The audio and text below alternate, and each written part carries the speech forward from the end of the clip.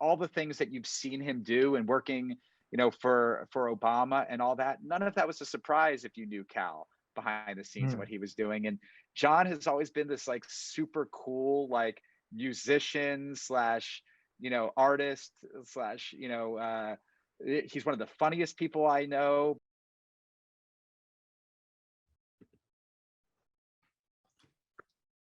Hi, Hayden. Hey, how you doing?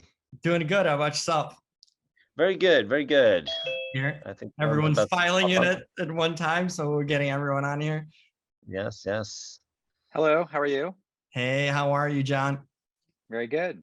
Good. Where are you zooming from? I'm zooming from Chicago. How about you guys? Oh, cool. We're in Los Angeles. Perfect. John and I are in the same office, different rooms, different areas. Oh, really? Yeah. So all in the same. We have, okay. Is anyone else joining or?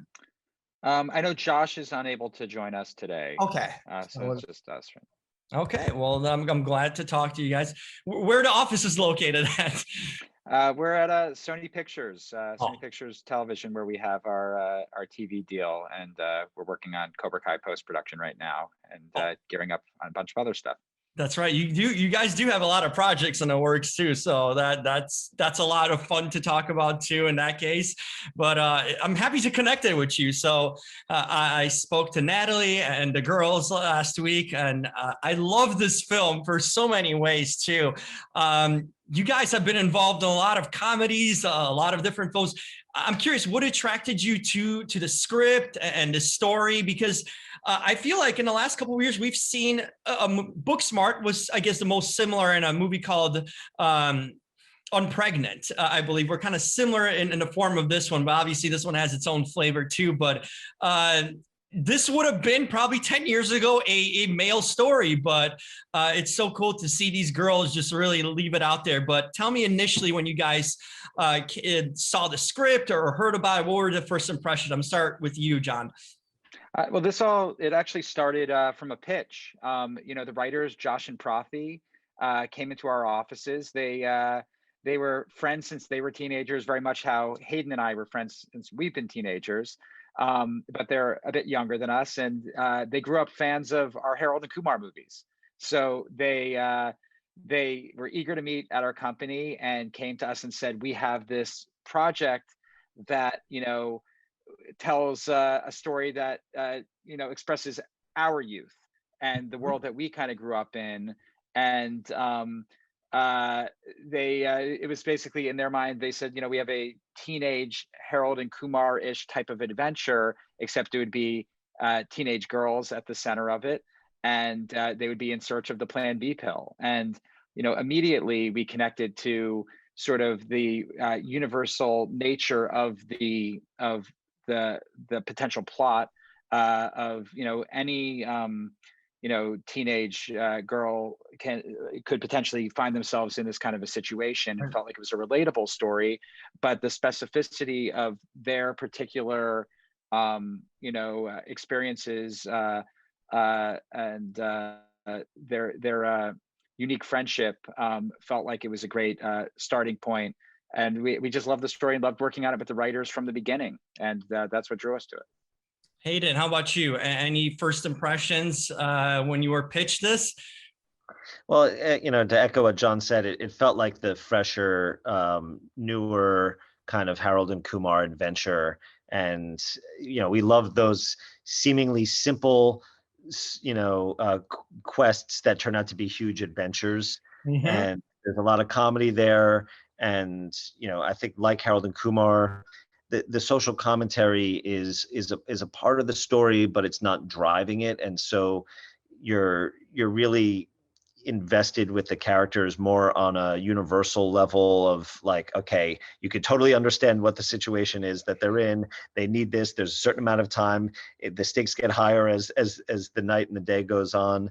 And yet, there is like a little bit more substance there to talk about in terms of the subject matter.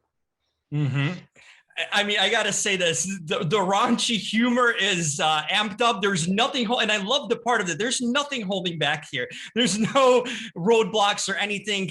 These girls and Natalie, everyone who was part of it, the writers, they went for it, and I love that about it because it makes it so authentic. I even asked the girls, like, these conversations happen. I'm a guy. I don't know if you guys talk about porn and dating and like all these things.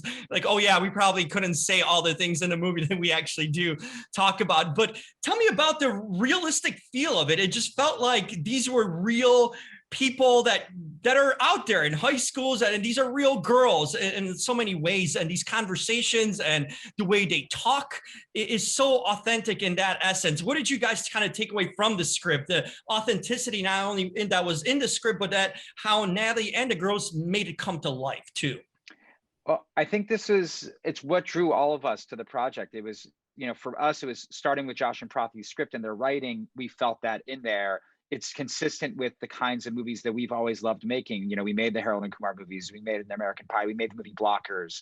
And these were all stories that they were all hard, R-rated comedies that had characters that talked and sounded like real people to us, but ended up in sometimes some extreme situations and reacting how one might in those situations. And I think everyone involved in the project, when we first met with Natalie, and we were looking for a director for the project, we connected with Natalie's approach immediately. She wanted to make a movie that was smart, and she wanted to make a movie that was specific and told like a true, authentic story. But she wanted it to be hilarious, and she wanted it to be something that anyone can relate to, and that she would laugh at, and that we would laugh at. So from the beginning, we were looking to make the same kind of movie. And when you go through the audition process and you're trying to find your leads, you're always looking for people who are just embodying the characters and living in the characters, and it feels natural to them. And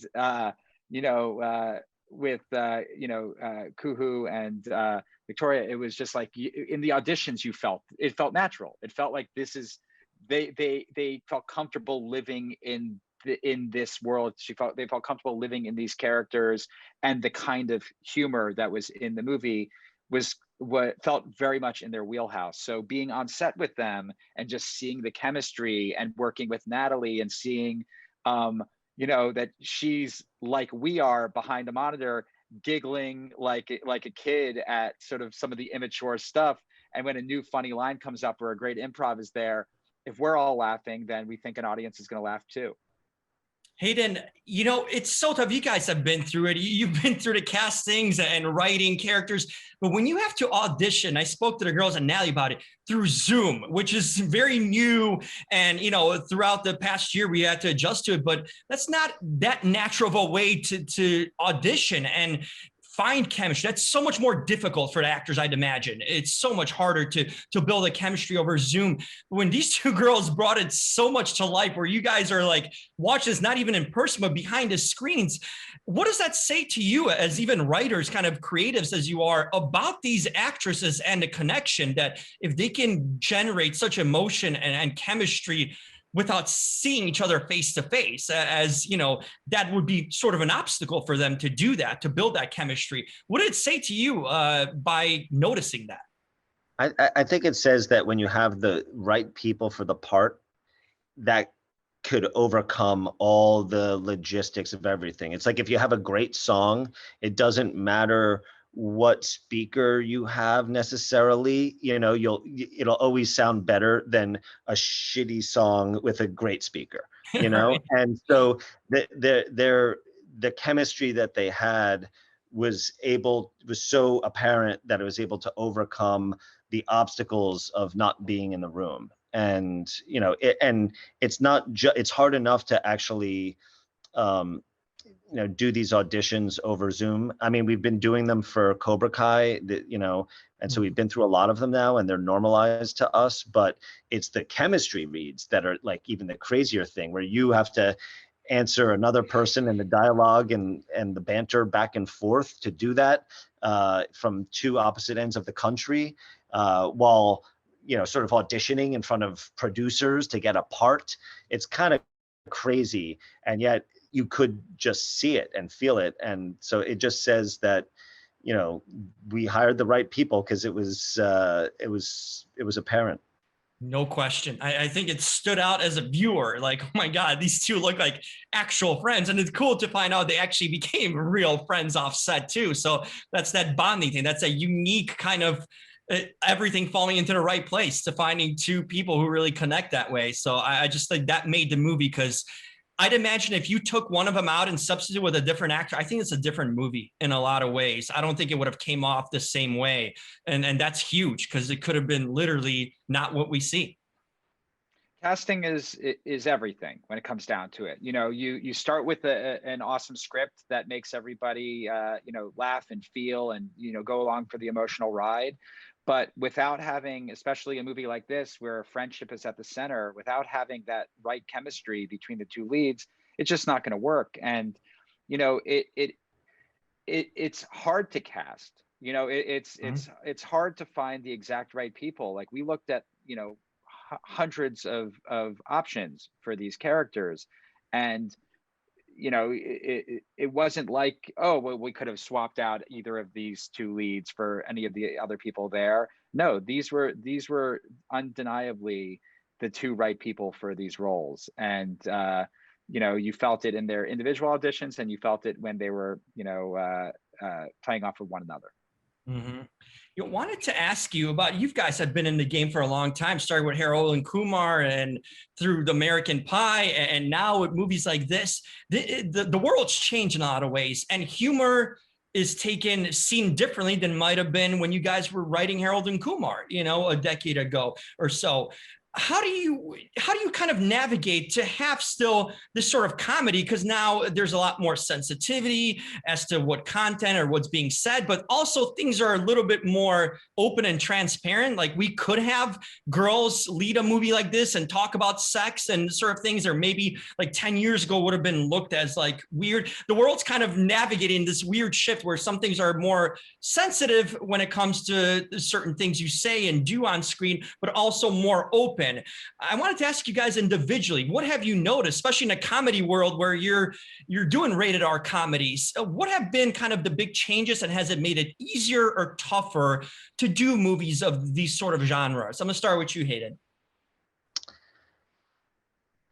I think the goal is still the same. It's still the same today as it was back in the day, which is make people laugh. And every time you are writing, what the world is and the society is, and you suspect what an audience is going to think. And there's always been times back 20 years ago that you could push it too far in a certain way and you lose the audience. But you also know that audiences like to see things that are edgy and that like sometimes deal with sensitive things. And it's how you deal with that is the trick. And that's what changes over time. There's certain things and, rules and, the sensitivities that are different today than maybe there were 20 years ago. And that now. And so, like, okay, well, is this going to fly the way that this would back then? And, it's a question of whether that matters to you to have like a big audience laugh or not, and like for a movie like Plan B, I think we go in with the same mentality that we did with Harold and Kumar, where it's about how do we make an audience laugh as much as possible? Like, let's be fearless in terms of, the subject matter, but let's be mindful of the end result is people enjoying the experience. And so, there's always, I think there's different audiences also for different types of comedy, and there's certain comedians that have, their core group that is not as sensitive about certain things, and I think it varies per movie. And I think time changes too, and what we're talking about now is going to change 10 years from now. But at the end of the day, it's going to be like, for us, how do we get the big laughs? And we're okay, dancing, with some sensitive areas, as long as the end result is people are happy. You're bumming people out, or it becomes something that's so sensitive that you're touching a nerve that the joke doesn't work.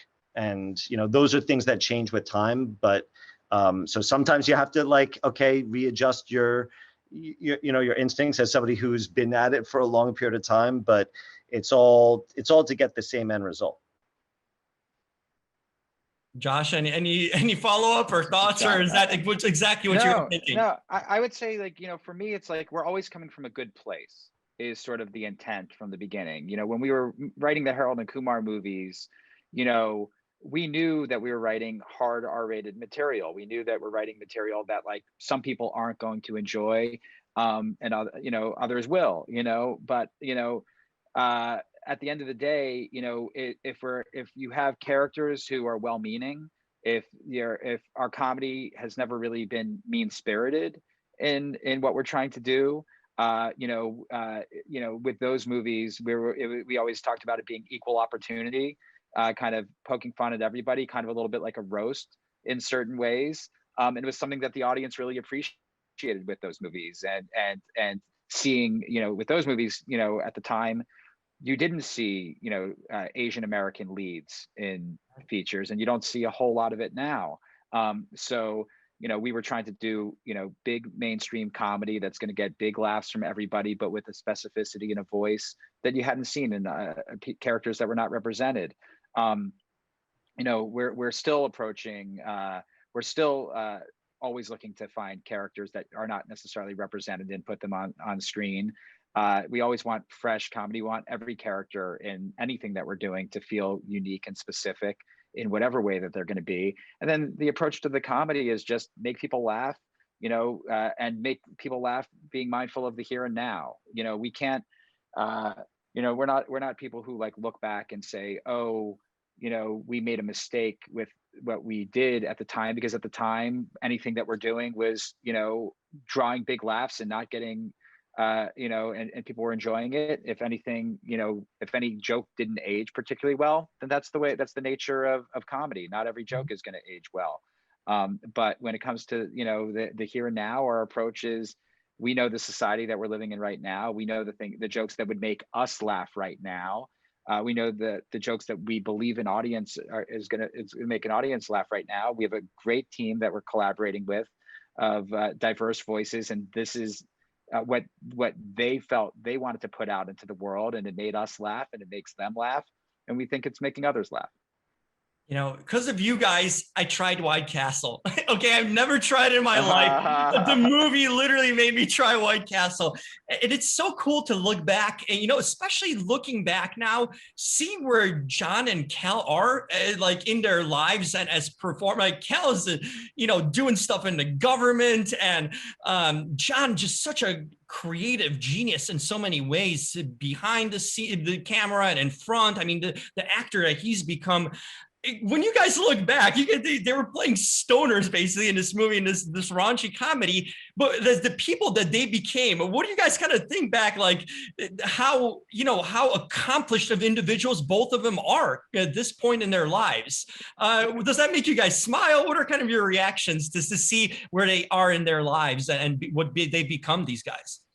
Well, this is first of all who they've always been, and they're just growing up, more and more. Like, kind of like the leads in Plan B. Like, we believe that that Kuhu and Victoria have bright futures in front of them. These are bright young women who have, strong points of view and are just amazing performers.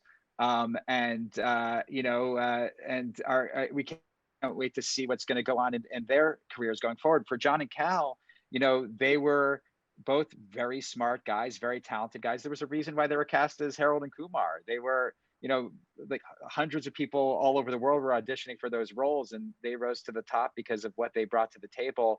And, Cal, from the beginning, even though he was playing kind of like the, raunchier or inappropriate of the duo, like, behind the scenes was always, like, reading, like, intellectual books on all sorts of, sociology and politics, and all the things that you've seen him do, and working, for Obama and all that. None of that was a surprise if you knew Cal behind the scenes and what he was doing. And John has always been this, like, super cool, like, musician slash, artist slash, he's one of the funniest people I know, but also extremely serious and thoughtful. And, it's so funny because he would always, like, joke around, like, he didn't view himself as particularly funny back in the day. And he's hilarious. He's absolutely hilarious. And it's just, but from the beginning, he's always been a serious actor too. So when you see him in a movie like Searching, or the fact that he's going to be like headlining Cowboy Bebop, it's like all of this makes sense to us. It's all like, where you would hope that these guys would be growing. Hayden? I would just say, and I wouldn't be shocked if Kuhu and Victoria, follow similar paths, because obviously, like John and Cal, they're playing, similar types of like young characters with low stakes situations, and they're getting into some dumb young hijinks, but behind the scenes really smart and talented, and more serious than you would think based on the comedy that you're just watching them in. And so it would not be shocking for us if as they go on in their years to have these kind of off Hollywood successes. I got to ask you, I've been a longtime John Cena fan back in his wrestling days. And to me, his kind of acting career really like shine brightly in Blockers. And it's so cool to see him now doing what he's doing. Fast 9 and all these things. He's a major mainstream guy, but Blockers, I felt like, was his coming out party in a lot of ways too. Did you guys see that? I mean, he was a professional wrestler who did great work with live audiences, but did you see that the comedian in him to kind of foreshadow it to see what he'd become, especially in Block? I just loved him in that movie. Do you guys remember your first impressions of John when you met him? Yeah, I mean, first and foremost, I want to give credit to Kay Cannon for the casting instinct to think of John for that role, because the way the role was written, it could have been any number of kind of guy. There could have been a very nebbishy kind of father in that place, and she just thought it'd be hilarious for him to play that role. And all of us had seen him take some comedic turns before Blockers, but Blockers was one that allowed for him to really shine and show his range and show his fearlessness. I know for us, there's the scenes with that where you see his heart in a big way, and tied in with his fearlessness and comedy. We remember when we were writing the butt chugging scene in that movie, and then when we were casting John Cena, we're like, wow, John Cena is like up for doing this, and he was 100% on board. And he's when you work with certain actors who are athletes first and foremost, and you get this from stunt performers as well. When we're making Cobra Kai, there's a certain kind of like put me in coach mentality that a lot of these guys have. Where they feel like John was the same kind of way. It's like he looked at Kay was the director of the movie, and he's like, okay, coach, what do you want me to do? What do you need me to do? I'm in there, and he's ready to do it. He's a professional. He's going to work hard. You tell it to him straight. You tell him exactly what you need, and he's ready to rock. And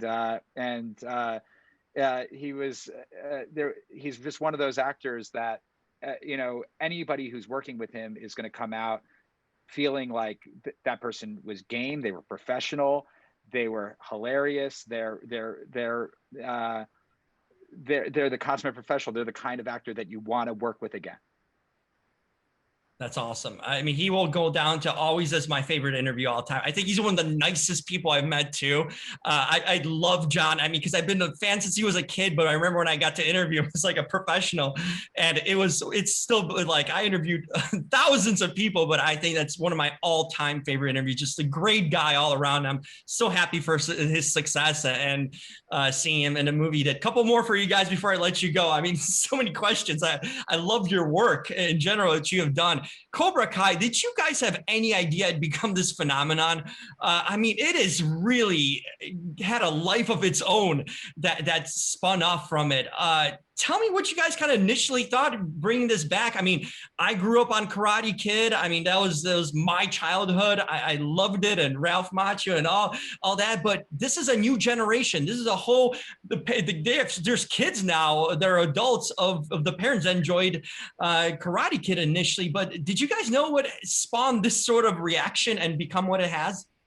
I think we always felt that it had the potential to break through. That we're living in a time where there's so many different options out there, movies and TV shows, and you get bombarded with things. And we felt that for at least a generation of people who grew up with that as kids. But the truth is, it's been a classic that kids even today still watch. So, but there's just this huge audience out there that if they see it and they see the actual guys from the Karate Kid in it as adults, and this is really being treated like a continuation, not just an SNL sketch, but Right. like this is what happened afterwards, that people are going to tune in. Now, what happens after that, who knows? But then, we knew that it had that power to break through the marketplace. And we had what we felt was a really good, interesting entry point and idea to continue that story from a different perspective that would allow a whole new, make it a whole new thing while drawing back on the same feels of the original movie.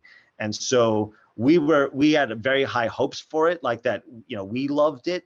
And we knew that it was the type of thing that can break through the marketplace. The thing that we, you can't predict is what happened, its journey going from YouTube to Netflix. Right. It kind of created this big, kind of cult fan base before it like launched on Netflix. So it was like, it almost had two launches. Like when it came out on YouTube, it was a huge success by YouTube standards. They put it on all their platform. They did everything they could to draw eyes to it, and it got a lot of views the first couple episodes. But then, to subscribe to YouTube and to watch the rest of them was the big challenge. But a lot of people had heard about it, and it got good reviews, and we built up like this fan base. And then all of a sudden, YouTube decides not to do originals anymore. And we send it to Netflix right in the middle of the pandemic. Oh, and it was just like, everybody had heard like good things about this. It was that thing that, I talked about, where now, okay, you have something that comes out, it stands out in the marketplace. Everybody, took a taste of it. And, Netflix has told us that all the metrics for people like, staying with the show and watching the whole thing are very high, and it's been a great success. And so it's kind of, we were anticipating it to, break out, and we were hopeful, but that sometimes doesn't always work out, but you're happy when it does. Absolutely. And there's more to come, right? I mean, the train's not stopping. I hope that's the case. Well, we just finished filming season 4, so we're in post right now, editing those episodes, and hopefully there's more to come after that. We'll any tidbits, any minor things to look forward to that you can share about? Well, we're not we're not fans of giving spoilers away going forward, but I think the big thing that we could say is, there's been this buildup. Johnny and Daniel at the center of our series, they've had this conflict all these years, and it looks like at the end of season 3 they're going to be trying to join forces to take down Kreese and his version of Cobra Kai in the Valley, and people are going to get to see a lot of those guys on screen together, and their continued chemistry, and we'll see how things unfold with their new union. Very well said. Nice teaser. And before you guys go, I did some digging. There's something about American Pie 5. Okay. I need to know, is this happening? Is this reality? Will there be the original cast making some appearances in there? What can you share about that? Because I'm like a lifelong fan. Well, we're huge fans too, and we never say never when it comes to that franchise, because we loved it and had a great time making it. What's on IMDb right now has nothing to do with reality in Hollywood. I don't know.